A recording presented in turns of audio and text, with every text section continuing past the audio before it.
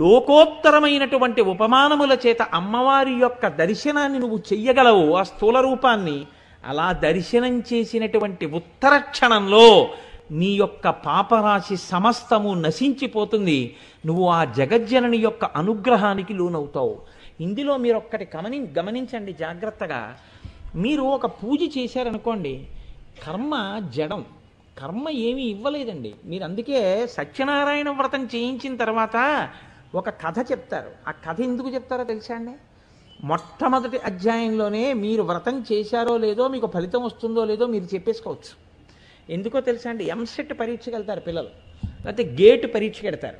వెళ్ళి రాసేసేటప్పుడు ముందు రోజు క్వశ్చన్ పేపర్ ఇస్తారు. వీళ్ళు అంతా రాసేసిన తర్వాత వాళ్ళకి ఒక స్థితికి వచ్చాక జ్ఞాపకం ఉంటుంది, ఈ బిట్టికి నేను ఇది ఆన్సర్ పెట్టాను, ఇది బిట్టికి ఆన్సర్ పెట్టాను. వాళ్ళు ఏం చేస్తారంటే మర్నాడు కీ రిలీజ్ చేస్తారు. కీ అంటే ఆన్సర్ షీట్ కూడా రిలీజ్ చేసి ఈ ప్రశ్నకి ఇలా క్యాలిక్యులేట్ చేయాలని కూడా ఇచ్చేస్తారు.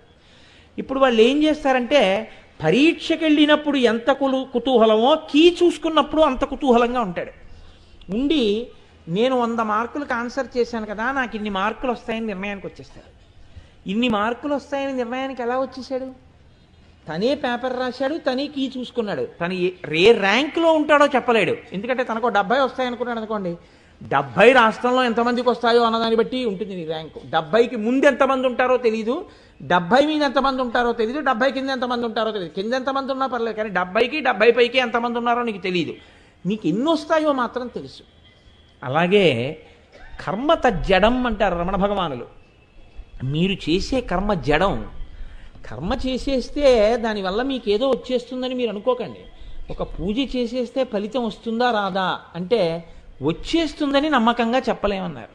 మనకి ఎలా ఉంటుందంటే సనాతన ధర్మమునందు సత్యమే చెప్తారు తప్ప అసత్యాలు చెప్పి మిమ్మల్ని చారదీసే ప్రయత్నాలు చేయరు. ఒకవేళ మీకు సత్యం నచ్చక వెళ్ళిపోతానన్నారు అనుకోండి, అసత్యం చెప్పి ఆకర్షించారు.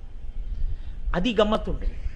మిమ్మల్ని ఆ సత్యంలో ఆ పై స్థాయి వరకు తీసుకెడతారు. అంటే సత్యం 100కి 100 పాళ్ళు మాట్లాడుతుంది సనాతన ధర్మం. గమనించండి ఎంత అందంగా ఉంటుందో, ఎంత సత్యాన్ని మాట్లాడతారు. కర్మత జడం. కర్మ ఏం చేస్తుందండి? సత్యనారాయణ వ్రతం చేస్తే ఒక భీష్మేకాదశి నాడు కూర్చోబెట్టి మీరు ఒక 116 మందికి సామూహిక సత్యనారాయణ వ్రతాలు చేయించారనుకోండి, అందులో అసలు ఆచమనం చేయడం రానివాడు అప్పుడే ఆచమనం నేర్చుకున్నటువంటి వాడికి ఇంటికి వెళ్ళేటప్పటికీ కొడుకు ఉద్యోగం వచ్చేయచ్చు. సత్యనారాయణ వ్రతం పుస్తకం లేకుండా చేయించి సత్యనారాయణ వ్రతం మీద ఉపన్యాసం చెప్పిన ఆయన కొడుకు ఉద్యోగం రాకపోవచ్చు. ఎందుకు రాదంటే ఈయనకి తన పాండిత్యం మీద గొప్ప. అన్నీ తెలుసున్న వాడికి అమావాస్య మరణం, ఏమీ తెలియని వాడికి ఏకాదశి మరణం. ఆయన మనసు కుదురుకుంది భగవంతుడి పాదాల మీద. ఎవడు ఒక కర్మ చేస్తున్నప్పుడు దీన్ని నేను ఈశ్వరుడికే చేస్తున్నాను అన్న భావనతో చేస్తాడో, ఇది ఈశ్వరుణ్ణి చూస్తున్నాను అని చూస్తాడో, ఈ ఉపచారం భగవంతుడికి సమర్పిస్తున్నానని సమర్పిస్తాడో, వాడికి భగవద్ అనుగ్రహం కలుగుతుంది. తప్ప అందరికీ కలగాల అంటే అలా కలగాలని ఉండదు శాస్త్రంలో. అందుకే వ్రతం అంతా చేయించి కథ చెప్తారు. మీరు ఆ వ్రత కథల్లో మొట్టమొదటి కథ ఏముంటుందండి? ఒక దరిద్ర బ్రాహ్మణుడు. ఆ బ్రాహ్మణుడు దరిద్రంతో బాధపడుతుంటే సత్యనారాయణ స్వామి వారు ఒక వృద్ధ బ్రాహ్మణ రూపంలో వచ్చారు. ఒక కల్పం ఇచ్చి నువ్వు ఇలా వ్రతం చేసుకో, నీ కష్టాలు పోతాయన్నారు. ఆ వేదం నమ్ముకుని ఆ మంత్రాలు నమ్ముకునే ఇంత దరిద్రుణ్ణి అయ్యాను, మళ్ళీ నువ్వు ఇంకో కల్పం ఒకటి చెప్పేమిటి అని అనలేదు ఆయన. నమ్మారు. నేను తప్పకుండా రేపు చేస్తానన్నాడు. ఎక్కడ విశ్వాసం ఉందో అక్కడ పదార్థం దొరికింది, ఎక్కడ పదార్థం ఉందో అక్కడ సత్యనారాయణ వ్రతం జరిగింది, ఎక్కడ సత్యనారాయణ వ్రతం జరిగిందో అక్కడ బ్రాహ్మణుడు వృద్ధిలోకి వచ్చాడు. ఎవడు విశ్వసించాడో ఆ విశ్వసించిన వాడు చేసినటువంటి కర్మయందు పదార్థములు అన్నీ లేకపోయినా పూర్ణమవుతుంది. ఎందుకని? ఈశ్వర కృప చేత. అన్ని పదార్థాలు నే తెచ్చానని పట్టుకొచ్చినటువంటి వాడి పదార్థముల వలన పూజ పరిపూర్ణము కానక్కర్లేదు, లుప్తమవుతుంది. ఎందువల్ల? అహంకారం వల్ల. ఇప్పుడు ఎవరు చూశారు అది? ఓ కట్టెలు కొట్టుకునేవాడు చూశాడు. ఆయన చేస్తున్నాడు, ఈయన నమ్మాడు, ఈయన చేశాడు, ఈయన వృద్ధిలోకి వచ్చాడు.